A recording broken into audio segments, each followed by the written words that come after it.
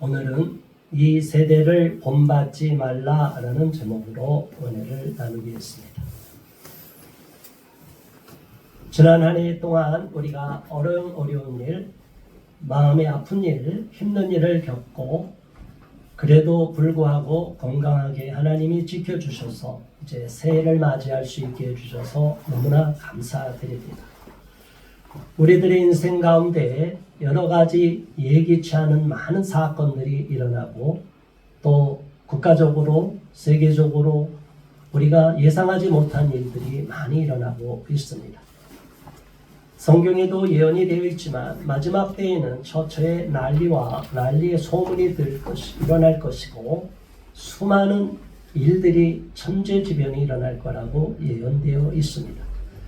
자, 오늘의 이 시대를 바라볼 때 우리는 이 땅의 것만 마음을 빼앗기고 이 땅에 그냥 현상적이고 공간적인 세상, 코스모스, 헬라어로 코스모스라고 해요. 이런 공간적이고 현상적인 것만 말하는 것은 코스모스. 그러나 오늘 여기 로마서 12장에 나와 있는 그 세대는 아이온이라는 헬라어를 사용하는데 이것은 시간적인 것이고 또한 눈에 보이지 않는 세계를 나타내는 말입니다. 자, 우리가 이 땅을 살아갈 때 두 마음을 갖고 살아가고 또 두 개의 세계관을 동시에 갖고 살아갑니다. 이중인격으로 살아가라는 게 아니라 우리의 영은 하늘나라를 바라보고 우리의 육체는 이 땅에 머물고 있기 때문에 또한 우리의 이성과 지각은 현실을 잘 바라보고 이 땅에서 어떠한 하나님의 역사가 일어나는지를 살펴보면서 하나님이 나에게 어떠한 일을 인도하실까? 나의 가정, 또 우리가 섬기는 교회, 또 대한민국, 전 세계를 어떻게 이끌어 가시는가에 대하여 깊이 생각하는 저와 여러분 되시기를 바랍니다. 이러한 세계관을 갖게 되면 이 땅에 일어나는 사건에 일희일비하지 않게 됩니다. 간밤에 우리가 예상하지 못한 큰 일이 벌어졌어요. 베네수엘라에 미국이 침공하고 강대국이 약소국을 그냥 침공할 수 있는 이 세계에서 역사 이래로 외교라는 것은 나라와 나라 사이는 힘의 논리만이 작동이 됩니다. 그래서 오직 강자만이 살아남고 약자는 굴복하고 그 아래 복속하거나 또는 아예 싸우다가 그냥 사라지기도 하고 또는 그 어려운 난관에도 불구하고 역경에도 불구하고 그 강하다고 하는 나라를 무너뜨리고 그 나라가 다시 한번 패권국이 또 되는 것도 보게 됩니다.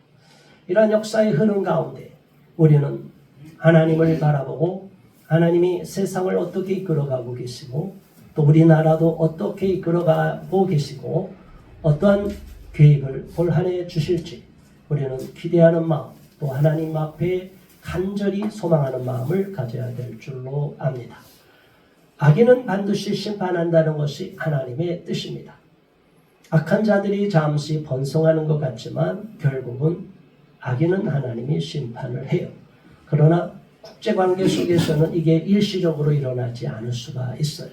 강대국이 과거에 아수르, 성경에 나와 있는 아수르, 바벨로니아, 그 다음에 메데파사, 헬라 이런 쭉 세계사가 판도가 이어져 갔는데 이러한 판도 속에서 너무나 안타깝게도 자신의 나라, 자기의 민족조차도 지키지 못하는 약소국은 그냥 말발굽발에 짓밟히게 되는 것을 봅니다. 그럼에도 불구하고 하나님은 남은 자를 끝까지 지켜주시고 하나님을 잘 믿는 사람들을 붙잡아 주시고 세계사의 흐름 속에서도 하나님이 택하신 이스라엘 백성을 지켜주신 것처럼 또 하나님이 여전히 하나님을 믿고 경외하는 민족이 남아있고 그런 백성이 남아있는 나라는 하나님이 결코 망하지 않게 해주실 줄 믿고 감사드리기 바랍니다. 대한민국은 너무나 처참하게 해방 이후로 공산화의 위험 속에 있었지만 하나님이 기적같이 6.25 전쟁이 터져서 완전히 공산화될 수 있었음에도 불구하고 하나님께서 이 나라를 지켜주시고 놀라운 역전의 드라마를 펼쳐주셨습니다. 이러한 처참한 한국전쟁 속에서 6.25 전쟁 속에서 이 나라가 완전히 무너졌지만 그래도 하나님이 긍휼과 자비를 베푸셔서 이런 세계사의 흐름 속에서 그 당시에 우리 대한민국이 번성하고 있던 과정은 세계화의 흐름 속에서 대한민국이 그 물결을 타고 올라가서 또 번성하는 나라가 된 거예요. 그런데 지금은 전 세계가 이제는 세계화가 아니라 자국 우선주의로 바뀌고 있는 흐름을 가고 있다고 합니다. 자, 그렇다면 이러한 흐름 속에서도 AI가 지배하려는 이 전 세계 격변 속에서 우리나라를 하나님이 어떻게 지켜주실 것인가? 저와 여러분들이 이 나라와 민족을 위해서, 대한민국을 위해서 기도하는 참된 애국자가 되시기를 바랍니다. 이 나라가 지켜져야만이 교회가 지켜질 수 있고 우리의 믿음 생활을 유지할 수가 있기 때문에 이 나라가 격변 속에서 시대 물결을 잘못하고 갑자기 이 나라가 세상의 흐름에 뒤처지게 되면 이 나라는 또 급속하게 무너지게 될 수가 있어요. 지금 예측하는 AI 전문가가 말하는데 전 세계 빅테크 5개 중에서 3개 정도, 4개 정도가 도태될 거라고 말하고 있어요. 저 얼마나 무서운 일이에요. 과거 일본이 전 세계를 리드하는 선도 국가가 되고 일본이 한국전쟁 이후로 급속한 패전의 위기에서 그 어떤 처참함에서 벗어나서 번영을 이루고 미국의 엄청난 상품을 수출하고 기술이 발달해서 일본 기업이 세계 10대 기업 중에 6개 정도 들어가고 7개 들어가고 그럴 때가 있었어요. 자, 여러분, 그 당시에는 일본이 완전히 세상을 지배하는 일본이 전 세계를 통틀어 가장 최강대국이 되지 않을까라고 생각을 했어요. 그러나 또 세계사는 그렇게 가지 않았어요. 프라자 합의를 통하여 완전히 일본은 그냥 급속하게 무너지게 되었어요. 자, 여러분, 지금도 마찬가지. 어느 나라가 강대한 나라가 될 것 같지만 그게 오래 가지 않아요. 미국이란 나라도 전 세계 패권 국가가 된 것은 얼마 되지 않아요. 1차 세계대전 이후로 미국이 세계 전면에 드러나게 된 겁니다. 그 이후로 약 100여 년의 세월이 지났습니다. 자, 그 100여 년의 세월이 지난 지금 미국은 여전히 아직 강대국의 힘을 갖고 있어요.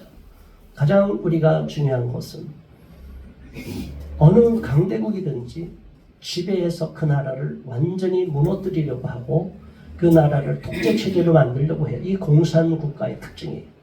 그런데 다행스럽게도 미국이란 나라는 기독교 정신으로 세워져 있기 때문에 다른 나라를 침공하기도 하고 다른 나라를 압제해서 독재자에서 풀어주기도 하고 그 민족을 잘 살게 하기도 하고 그 나라를 미국이 어느 일정 기간 점령한다 할지라도 미국 법에 준해서 세계인권 선언이란 정신을 잘 운영해서 각 나라에게 평화를 주고 인권을 함양시키고 독재체제가 아닌 민주주의 체제로 바꿔주는 그러한 역할을 하게 됩니다.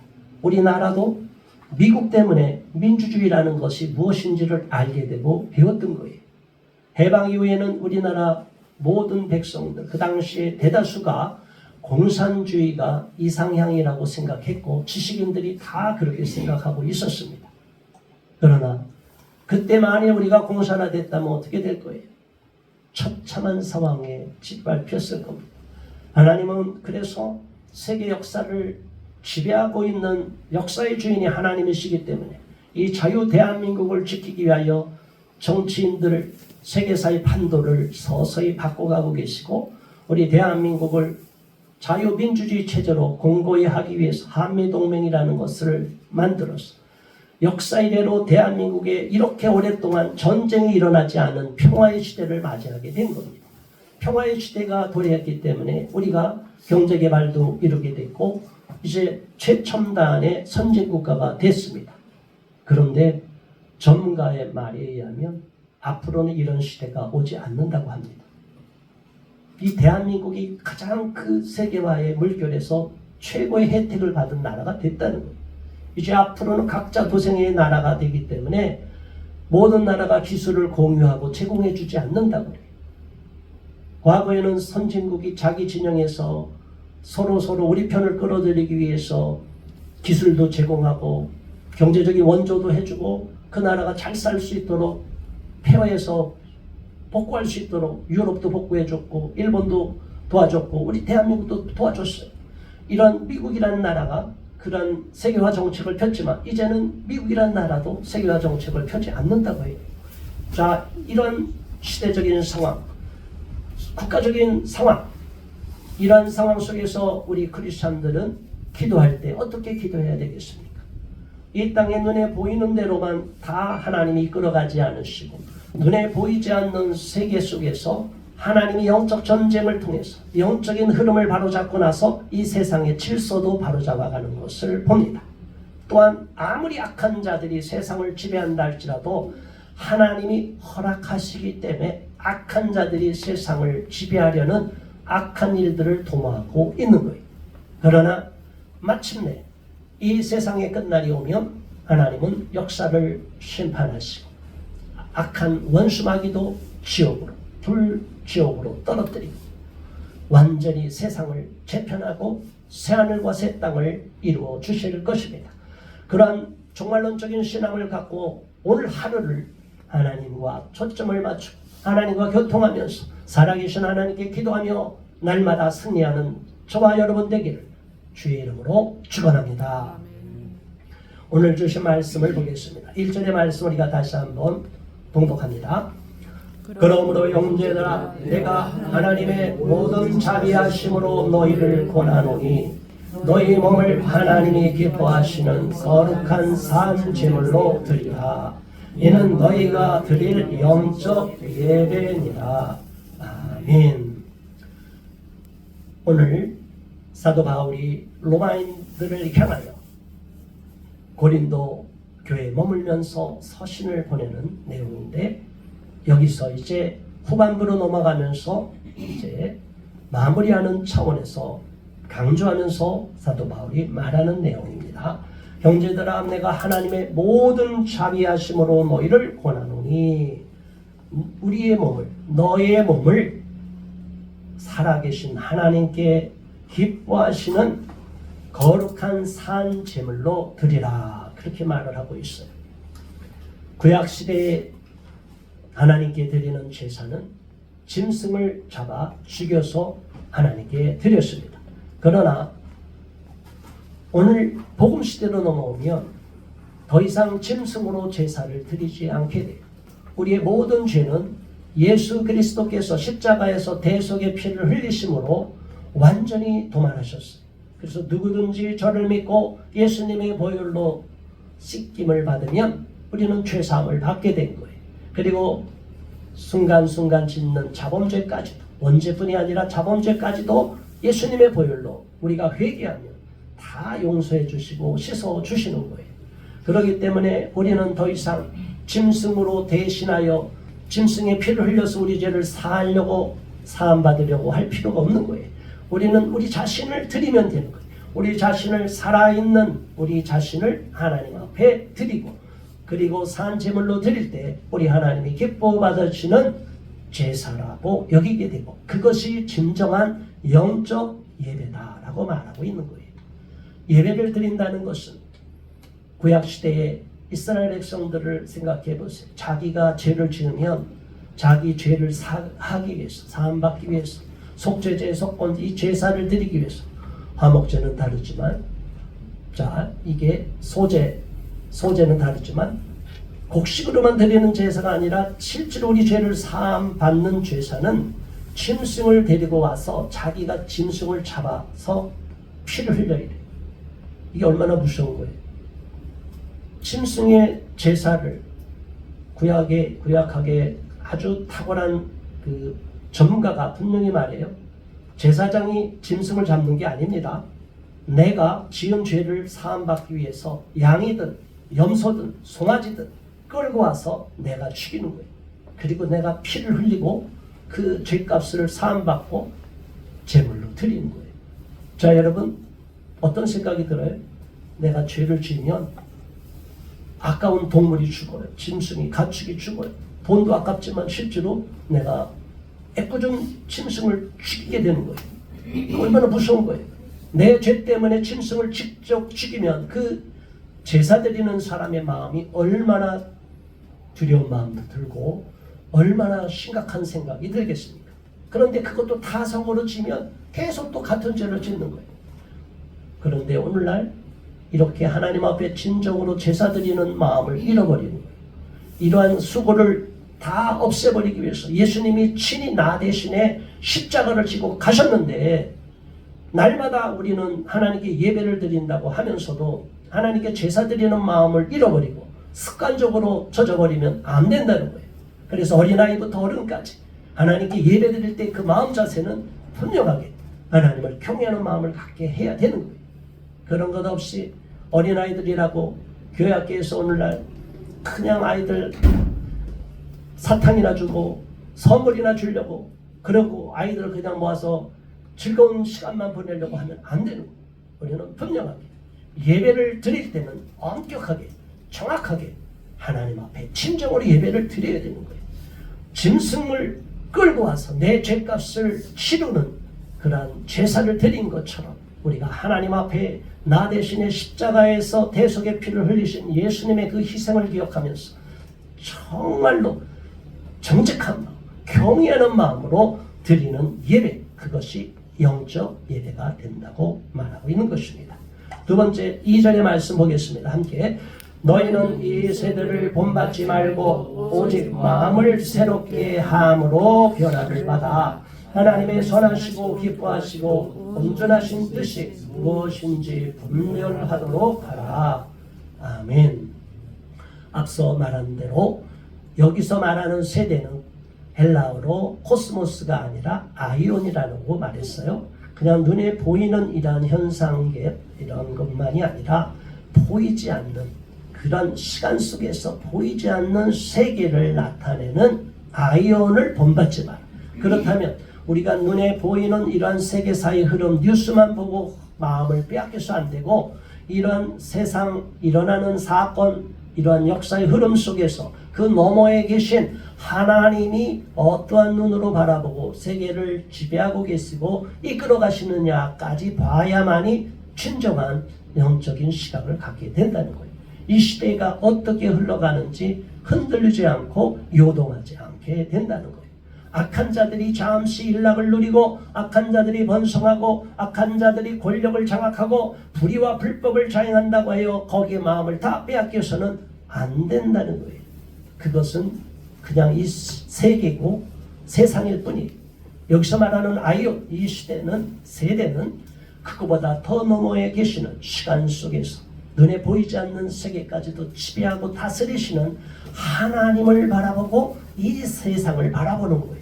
그러면 이 땅이 흘러가는 것을 우리가 의연하게 바라볼 수가 있습니다. 일이 일비하지 않을 수가 있다는 거예요. 요동하지 않을 수가 있다는 거예요. 하나님께 초점을 맞출 수가 있다는 거예요. 우리 인생에 갑자기 큰 일이 벌어지면 콱 무너져갖고 하나님도 안 보이고 깜깜한 이런 생각이 아니라는 거예요. 세상은 앞으로도 또 앞으로 더 엄청난 일, 무서운 사건이 벌어질 거예요. 그런데도 그러한 세상 가운데도 여전히 이 세상 너머에 세상을 지배하시고 세계 역사를 이끌어 가시는 인류 역사를 인도하시는 하나님이 있다는 것을 알고 하나님의 손길을 정확하게 캐치할 수 있는 영적인 안목을 갖는 저와 여러분 되시기를 주님의 이름으로 축원합니다. 이 세대는 점점 타락해가고 있고 불의와 불법을 자행하는 자들이 일순간 잘되고 잘 나가는 것 같아요. 그런데 하나님은 모든 것을 다 계수하신다고 그랬어요. 심지어 우리의 머리카락까지도 오늘 머리 감을 때 몇 개 빠졌느냐까지도 다 알고 계시는 하나님이라고 그랬어요. 그렇기 때문에 염려하지 말라는 거예요. 다만 우리는 하나님께 기도함으로 하나님의 공의와 정의가 회복되기를 바라는 마음으로 하나님이 나의 삶 속에 내 인생 가운데 우리 사회 속에 우리 국가 속에 전 세계에 하나님의 불의와 악을 행하는 자들이 벌을 받고 하나님을 신실하게 믿고 따르는 하나님의 자녀들, 정의와 공의를 앞세우고 의로를 회복한 자, 예수 그리스도의 보혈로 의로워진 이러한 하나님의 자녀들을 핍박하는 악한 권세자들을 다 무너뜨리게 되달라고 하나님께 기도해야 되는 거예요. 중국에도 지금 수많은 지하교회 목회자와 성도들이 감옥에 가 있어. 북한은 말할 것도 없어요. 이렇게 처참한데 우리는 지금 이 땅의 평화로운 시대를 맞이하고 풍요로운 시대를 맞이하고 있습니다. 저와 여러분들이 정말로 북한 땅을 바라보고, 저 북한 땅뿐이 아니라 중국 땅을 바라보고 또 이슬람권 치하에서 다른 종교를 믿는다고 하는 힌두교권도 마찬가지, 전 세계에서 기독교를 증오하고 혐오하는 세력들이 너무나 많아요. 모든 종교는 다 기독교를 증오하고 싫어해요. 무신론자들도 싫어해요. 그래서 기독교를 배척하려고 하고, 교회를 핍박하려고 하고, 교회를 무너뜨리려고 하고, 이렇게 하나님께 나와서 예배드리는 기독교인들을 박해하려고 하는 거예요. 이러한 시대 속에서 우리는 절대로 요동하지 말고 하나님과 더욱 연합이 되어서 올 한 해 동안 하나님 앞에 더욱 충성을 다하고 간절히 기도할 수 있기를 주님의 이름으로 축원합니다. 이 올 한 해는 지난해보다도 더 놀라운 복을 누려야 되는데, 그러기 위해서 우리가 먼저 영적으로 마음의 자세를 새롭게 해야 될 줄로 압니다. 이 땅이 흘러가는데 분별 없이 휩쓸려서도 안 되는 거예요. 누가 잠시 악을 행한다 하여 어리석은 자의 말에 휩쓸려서 잘못된 판단에서 온갖 욕을 먹고 수치를 당하는 자들이 너무나 많습니다. 지조도 없는 자들이 너무나 많아요. 3절의 말씀 이어갑니다. 내게 주신 은혜로 말미암아 너희 각 사람에게 말하노니 마땅히 생각할 그 이상의 생각을 품지 말고 오직 하나님께서 각 사람에게 나누어 주신 믿음의 분량대로 지혜롭게 생각하라. 아멘. 우리는 각 사람에게 하나님이 주신 믿음의 분량이 있다고 하는 이 말씀을 잘 생각해야 돼요. 어떤 사람은 그 분량이 미달해서 그 일을 감당 못할 것 같으면 하나님이 그 어려운 일을 맡겨주지 않아요. 그런데 성경에 분명히 말씀하고 있죠. 사람이 감당할 만한 시험에는 우리에게 주시지 않았다고 그랬어요. 그 말이 뭐예요? 그 어렵고 힘들고 고통스럽고 눈물이 철철 나는 상황까지도 감당할 만하니까 그런 상황을 주신 거예요. 저도 마찬가지. 하나님, 제가 기도하는 게 뭐냐면, 하나님, 제가 감당할 수 있을 만한 고난만 주세요. 만일 제가 교만해서 하나님, 저도 사도바울과 같은 고난을 주세요. 이거 큰일 나는 거예요. 여러분, 아무나 그런 고난을 받을 수가 없어요. 저는 제 분량을 알아요. 제가 믿음이 있지만 어느 순간까지라는 것도 알아요. 저도 웬만하면 꺾이지 않아요. 웬만한 고민해도 제가 안 꺾여요. 그러나 처절한 사도바울 정도 같은 고난을 당하면 저도 감당을 못할 거예요. 하나님, 그래서 저는 기도 제목이 하나님, 저는 배교하지 않는 신앙을, 배교하지 않는 믿음을 갖게 해달라고 기도하는 거예요. 그 정도 분량이, 제 분량에 맞게끔까지만 저에게 고난을 주실 때에도 고난을 주십시오. 그러니까 저는 설령 제가 감옥에 간다 할지라도 걱정이 없어요. 하나님이 저를 그 분량까지만 고난을 주실 거예요. 그 순간은 고통스럽고 괴롭고 너무나 힘들 수 있지만 그래도 하나님이 저를 감당할 수 있을 만큼만 주실 거라는 믿음이 있고 그러한 기도가 있었기 때문에, 그렇기 때문에 저와 여러분들이 내 삶 속에 겪고 있는 이 어려움이 있다 할지라도 그것조차도 하나님이 나는 이만큼은 감당할 만한 그릇이고 이만큼은 감당할 만한 믿음이 있다고 보셨기 때문에 허락하셨다라고 생각하시기 바랍니다. 그게 하나님을 제대로 믿는 사람들의 올바른 자세가 되는 것입니다. 마땅히 생각할 그 이상의 생각을 품어서는 안 됩니다. 교만하고 오만해져서도 안 되는 거예요. 각 사람에게 나눠주신 믿음의 분량대로 저와 여러분은 지혜롭게 생각해야 되고 또 나에게 주신 분량만큼 또 충성을 다해야 되는 것입니다. 4절 5절의 말씀 이어서 봉독합니다. 우리가 한 몸에 많은 지체를 가졌으나 모든 지체가 같은 기능을 가진 것이 아니니 이와 같이 우리 많은 사람이 그리스도 안에서 한 몸이 되어 서로 지체가 되었느니라. 아멘. 자, 우리 형제간에도 부모가 자식을 낳으면 지금은 하나나 둘밖에 없어요. 어떤 가정은 하나밖에 없어요. 그래서 형제들을 비교하지 못해요. 근데 과거에는 자녀를 많이 낳았어요. 많은 가정, 막 7, 8명, 6명 가정이 수두룩했어요. 그러면 형제들 간에도 누가 누군지 부모가 잘 기억도 안 나는 경우도 있어요. 지금도 뭐 토픽에 나오는 특별한 일이 있지만 많은 다자녀를 출산하는 경우가 있지만 아무튼 자녀들이 많으면 그 자녀들이 어떻게 성장할지 부모도 잘 모르는 거예요. 이 자녀들이 한 부모 밑에 한 가정에 각 지체라는 생각을 하면 가정에는 화목함이 있게 돼요. 그런데 형제들 간에 부모가 어느 자녀를 편애하거나 어느 자녀를 괄시하거나 또는 형제들 간에도 서로 비교하고 내가 잘났네, 네가 잘났네 이렇게 싸우기 시작하면 그 가정은 평화롭지가 않게 되고 행복이 사라져요. 오히려 형제들 간에 의의가 상하게 되고 서로 마음에 원한을 품게 돼요. 상대방에 대한 분노의 감정을 품게 돼요. 그러면 안 되는 거예요. 우리 그리스도인들이 모인 교회, 에클레시아로 세상에서 불러낸 자들의 모임인 이 교회는 바로 한 지체라는 생각을 해야 된다는 거예요.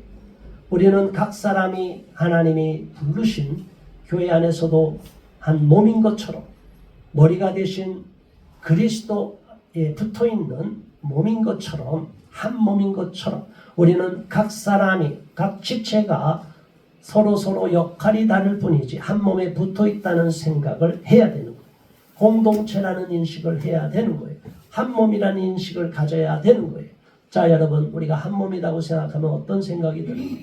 우리가 북한을 생각할 때 눈물로 기도하는 사람이 있어요. 자, 여러분, 북한이 내 동포기 때문에 우리가 눈물로 기도해요.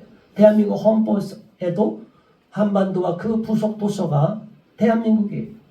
북한은 불법 점령한 거예요. 유엔에서 인정받은 유일한 합법 정부는 대한민국밖에 없어요. 그런데 여러분, 그렇게 인권을 따지고 그렇게 평화를 따지는 자들, 북한 주민들이 지금 찢어지게 처절한 고통 가운데 죽어가는데 그들에게 관심이 있어요? 정말로 마음 아파합니까? 정말로 민족을 생각하고 정말 남북 통일을 원하는 자들이라면 저 북한 동포들이 저런 처참한 상태에 있는 것을 업신여기거나 외면해서는 안 되는 거예요. 무시해서는 안 되는 거예요. 그런데 지금 악한 자들, 통일을 말하고 북한 주민을 생각하는 것 같지만 북한의 독재자 김정은이만 생각하는 거예요. 이런 자들은 다 나중에 역사의 심판을 받게 되고 민족의 이름으로 처단될 거예요. 과거의 좌파들이 반민족 범죄자 리스트를 뽑아서 다 처단했어요. 반민족 범죄자 인도 그 인명사전 다 있어요. 자, 이러면 나중에 통일이 됐을 때 자유민주주의 체제가 승리하는 평화통일이 이루어진다면 그 모든 범죄 이력은 다 나중에 드러날 것입니다. 부역자들, 간첩질한 자들, 지령을 받고 한 자들 다 나중에 민족의 이름으로 처단될 거예요. 누가 처단해요? 북한의 우리 동포들이 좌시하지 않을 거예요. 그때 통일이 되면 북한에서 처절하게 고통을 겪었던 북한 동포들이 그러한 반민족 범죄자들을 다 속간해서 처단할 것이 역사의 심판을 받게 만들 것입니다. 하나님은 그날을 지금 준비하고 계시는 거예요. 그렇기 때문에 우리는 그날까지 이 나라를 평화로운 체제, 자유민주주의 체제가 무너지지 않도록 기도해야 되는 거예요. 이게 시대적인 사명이고 역사적인 사명이에요. 이걸 모르는 자들이 헛소리를 하고 있어요.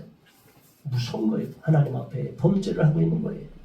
저와 여러분은 한 몸이라는 생각을 해야 됩니다. 우리 교회 안에서도 서로 시기하고 다퉈서 안 돼요. 서로 섬기고 누가 잘 되고 누가 복을 받으면 축복해주고 하나님 나에게도 우리 집안도 그런 복을 누리게 해주세요. 하나님 우리 집도 이렇게 남들한테 칭찬받는 가정 되게 해주세요. 이런 기도를 해야 될 줄로 믿습니다. 7절 8절 이어서 봉독합니다. 혹 섬기는 일이면 섬기는 일로, 혹 가르치는 자면 가르치는 일로, 혹 위로하는 자면 위로하는 일로, 구제하는 자는 성실함으로, 다스리는 자는 부지런함으로, 긍휼을 베푸는 자는 즐거움으로 할 것이니라. 아멘. 교회 안에서 여러 가지 봉사를 하고 직분을 맡아서 열심히 섬기는 가운데 정말로 섬기는 사람은 섬기는 일을 하게 되면 정말로 섬기는 자세로, 가르치는 사람은 진짜로 제대로 가르치려고 준비를 잘해서 가르치고, 위로하는 자가 되면 정말 마음을 함께 아파하고 위로하는 마음을, 긍휼의 마음을 갖고 위로하고, 구제하고 어려운 사람을 도와주는 사람은 교회 돈을 떼먹고 나쁜 짓 하려고 하지 않고 성실함으로, 교회가 큰 교회가 될수록 이 마귀 같은 자들이, 가룟 유다 같은 자들이 틈타서 헌금까지 떼먹으려고 도둑질해 가려고 해요. 정말 너무나 안타까운 세상이, 이 세상은 아직 천국이 아니기 때문에 교회 내에서도 범죄가 일어날 수가 있어요. 그러니까 구제하는 자는 성실함으로 해야 되고요. 남을 도와주고 구제한다고 해서 신용만 하면 안 된다는 거예요. 그리고 긍휼을 베푸는 자는 즐거움으로 하라는 것이, 남들을 불쌍히 여기고 도와주고 그들을 잘 보살펴 준다고 하면, 아유 내가 언제까지 저 어려운 사람 도와줘야 돼, 아 나 힘들어 죽겠어, 이렇게 생각하면 안 된다는 거예요. 기뻐함으로 즐거움으로 그 일을 감당하려는 거예요. 그럴 때 하나님이 저와 여러분의 그 모든 수고를 기억하시고 상급으로 갚아주실 줄 믿습니다. 즐거움으로 해야 되는데 오늘날 하나님의 일을 한다고 하면서 저와 여러분이 혹시라도 짜증을 내거나 불평이 나거나 푸념이 생겼다면 그 일을 잠시 멈추시기 바랍니다. 그건 하나님이 받지도 않는 봉사예요. 그렇게 봉사할 바에는 아예 안 하는 게 좋아요. 죄를 안 짓는 거예요. 저와 여러분들이 정말 하나님 앞에 올해 한 해 동안 성실함으로 할 때 기쁨으로 해야 되고 즐거움으로 해야 되고, 우리에게 주신 그 자리에서 최선을 다해야 될 줄로 믿습니다. 자, 9절에서 11절까지. 사랑에는 거짓이 없나니 악을 미워하고 선에 속하라. 형제를 사랑하여 서로 우애하고 존경하기를 서로 먼저 하며, 부지런하여 게으르지 말고 열심을 품고 주를 섬기라. 아멘. 저와 여러분들이 하나님이 주신 아가페의 사랑을 듬뿍 받았다면 이 아가페의 사랑을 마음에 품고 서로 사랑하는 마음을 가져야 됩니다. 정말로 사랑하면 죄를 짓지 않게 돼요. 진정한 사랑은 악을 행하지 않아요. 그래서 십계명은 결국은 하나님에 대한 사랑, 이웃에 대한 사랑이에요. 가장 핵심이 율법의 완성은 하나님을 죽도록 사랑하고 이웃을 내 몸처럼 사랑하는 거예요. 그런데 이웃에게 거짓을 행할 수 있어요? 이웃에게 사기를 칠 수가 있어요? 오늘날 너무나 안타까운 일은 유명한 어느 교회에서 갑자기 어느 사람이 큰 사기꾼이 나타나서 온 교회를 쑥대밭으로 만들어 놓는 경우도 있어요. 이런 자들은 진정한 사랑이 아닌 거예요. 어떻게 교회에 와서 성도들의 돈을 뜯어갈 생각하고 사기를 칠 생각을 하는 거예요. 처음에는 의도가 그렇지 않다고 해도 결과적으로는 빌린 돈을 갚지 못하면 사기가 되는 거예요. 저와 여러분, 그런 일을 교회에서 해서는 안 됩니다. 악을 미워해야 됩니다. 우리는 항상 선을 택해야 됩니다. 그리고 진정으로 형제를 사랑한다면 형제들이 어려움에 빠져 있으면 돌아보아야 되고, 서로 우애가 좋아야 되고 서로 존경하기를 먼저 하라는 거예요. 남을 나보다 낫게 여기라는 거예요.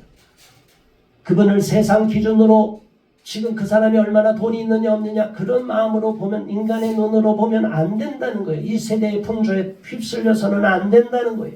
교회에서만큼은 세상에서 통용되는 그러한 세상의 문화가 지배하도록 만들어서는 안 돼요. 세상 문화가 그렇게 있다는 것은 알되 그것을 넘어서서 하나님이 만든 참된 기독교 문화가 꽃피우는 그런 아름다운 유산이 교회에 계속 남아 있어야 되는 것입니다. 형제를 서로 사랑하고 존경한다면 교회 안에서 분란이 일어날 수가 없고, 서로 부지런하고 열심을 내고 주님을 섬기게 되는 거예요. 대개 불평하는 사람은 게으른 사람이 불평해요. 자기는 일을 하지 않은데 일을 열심히 한 사람이 칭찬을 받으면 괜히 마음에 불평해요. 짜증을 내요. 자기의 게으름은 생각하지 않아요. 저와 여러분은 직장에서도 열심히 내고 부지런한 사람이 있을 거예요. 자, 그렇게 그런 사람은 칭찬을 받게 됩니다. 어디에 가든지 그런 사람은 인정을 받게 돼요. 가족 간에서도 마찬가지, 교회도 마찬가지. 부지런하고 열심을 내고 게으르지 말기를 바라고 올 한 해 동안 하나님을 향하여 충성을 다하는 저와 여러분 되시기를 바랍니다. 마지막으로 12절 13절 말씀 봉독합니다. 소망 중에 즐거워하며 환난 중에 참으며 기도에 항상 힘쓰며 성도들의 쓸 것을 공급하며 손 대접하기를 힘쓰라. 아멘. 하나님께서 올 한 해 동안 저와 여러분에게, 저도 마찬가지예요, 똑같이 주시는 소망 말씀입니다. 교훈의 말씀, 권고의 말씀이에요. 무슨 내용이에요? 소망 중에 즐거워하라는 거예요. 지금 절망 중에 빠져 있습니까? 소망을 갖고 즐거워하라는 거예요. 지금 낙심이 되어 있습니까? 소망을 갖고 즐거워하라는 거예요. 왜? 하나님이 이 절망의 상황을 바꿔주실 것이기 때문이에요. 그래서 절대로 마귀 꿰매 넘어가서는 안 돼요. 마귀는 계속 우리를 참수하며 우리를 부정적인 생각을 갖게 합니다. 에이, 끝났어. 뭘 더 기다려. 너는 끝이야. 너 같은 사람이 뭘. 그래, 너는 이미 망가졌잖아. 마귀는 우리를 자꾸 참수하며 우리를 어둠으로 빠지게 만들어요. 열등감에 빠지게 만들어요. 네가 아무리 노력해봐. 너 학력도 낮잖아. 얼굴도 못생겼잖아. 공부도 못했잖아. 돈도 없잖아. 이렇게 마귀는 자꾸 우리를 저주하고 참수해요. 여기 넘어가면 돼요? 안 돼요? 안 돼요. 하나님을 진짜로 믿는 사람들은 그런 세상이, 내 모습이 비록 세상에서는 남들보다 탁월하지 않는다 할지라도 하나님이 보시기에는 모든 잔치상의 그릇이 다 요긴하게 쓰이듯이 저도 사용되고 쓰일 부분이 반드시 있어요. 그러니까 분수에 넘지 않고 겸손한 마음, 하나님 앞에 감사하는 마음을 갖게 되면 저와 여러분은 하나님께 반드시 쓰임받게 돼요.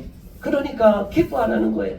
감사하라는 거예요. 즐거워하라는 거예요. 하나님이 언젠가 나를 더 요긴하게 사용하실 것이기 때문에, 그러기 때문에 환난 중에 견뎌내고 좌절하고 낙심해서는 안 되고, 그럴수록 더욱 기도하고 하나님 앞에 간절히 기도하고, 그래도 안 될 것 같으면 한 끼라도 금식하며 기도하고, 그래도 안 될 것 같으면 하나님 앞에 잠시 대면하기 위하여 기도원에 가서 며칠 동안 기도하고, 그렇게 하면 은혜를 풍성히 받고 회복하게 될 줄 믿습니다.